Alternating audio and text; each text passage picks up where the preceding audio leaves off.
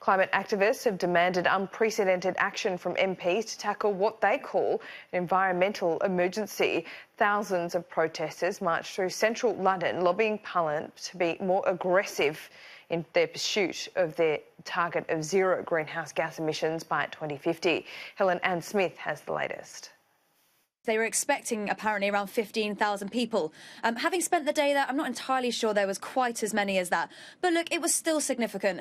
And the reason is that it took quite a different tone to some of the other environmental protests we've seen across the capital and in other parts this year, really. Remember Extinction Rebellion around Easter time? They shut off roads, their tactic really to cause mass civil disobedience, as much disruption as possible to make their point heard. Today, much more polite, much more convivial.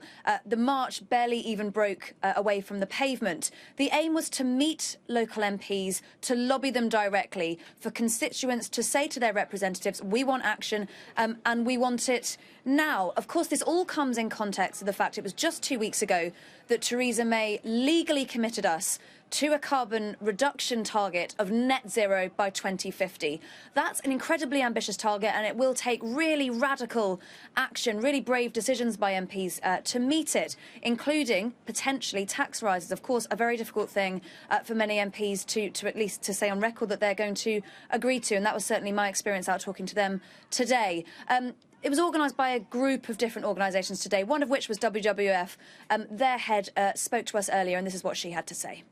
We're saying that the time for action is now on the climate breakdown and the environmental emergency that we face. The British public has made it really clear that it sees this in its top 3 or 4 concerns for the future. It really wants politicians to listen and to take action to ensure that we do not face a climate breakdown and environmental emergency in the future years to come. And of course, global emissions do continue to rise, which is, as many people said to me out today, what they're really, really concerned about. But there will be very difficult decisions for MPs lying ahead. Today, in many ways, just the easy bit.